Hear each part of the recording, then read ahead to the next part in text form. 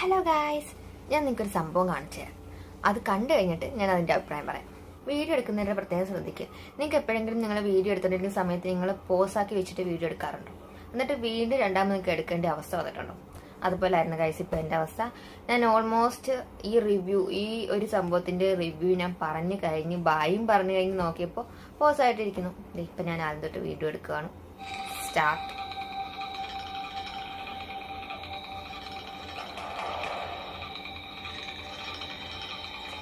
നിങ്ങൾക്ക് എന്തായാലും മനസ്സിലായോ?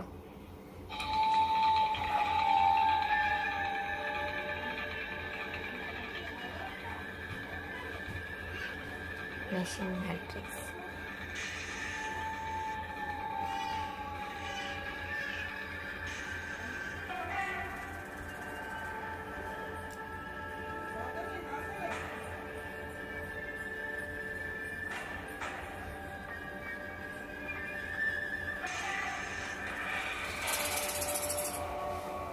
എന്നെ ഒറിജിനാലിറ്റിയാ ഗൈസ്.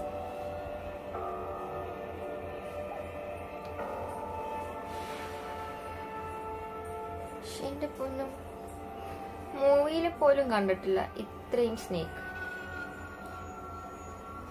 ഇന്നത്തെ എന്റെ ഉറക്കം പോയത് തന്നെ. അപ്പോഴാണ് നമ്മുടെ അടുത്ത ആൾ വരുന്നത്.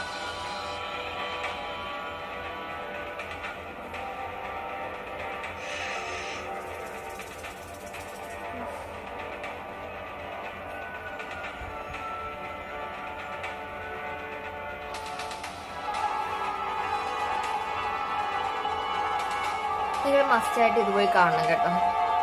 അത്രയ്ക്ക് സൂപ്പർ ട്രെയിലറാണ് ഗൈസ്.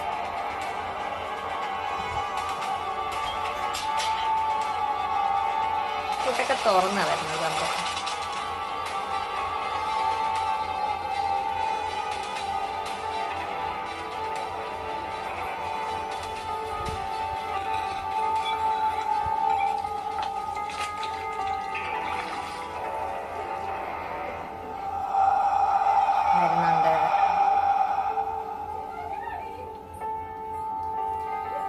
എനിക്ക് ഈ സംഭവത്തിന് ഭയങ്കര പേടിയാ ഗൈസ്. അപ്പോൾ ഞാൻ പറഞ്ഞു എന്താണെന്ന് ചോദിച്ചാൽ, ഞാനിങ്ങനെ സെർച്ച് ചെയ്തിട്ടിരുന്നപ്പോൾ അനക്കോണ്ട മൂവി 2025 എന്നും പറഞ്ഞ് മോഹൻലാലിൻ്റെ പിക്ചറായിട്ടാണ് കാണിക്കുന്നത്.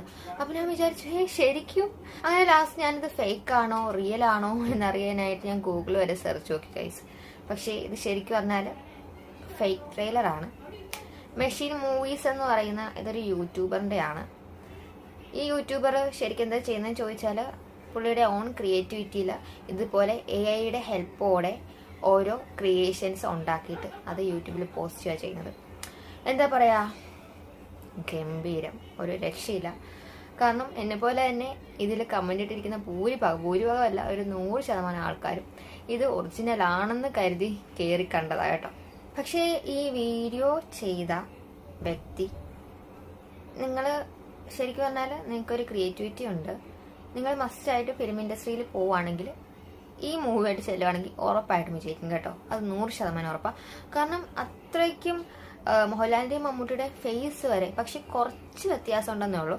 അത് ആ AI-യുടെ ഒരു കുഴപ്പമാണ്. പക്ഷെ ബാക്കി എല്ലാം പെർഫെക്റ്റ് എന്ന് പറഞ്ഞാൽ പെർഫെക്റ്റ് സംഭവം. അടിപൊളി, ഒരു രക്ഷയില്ല.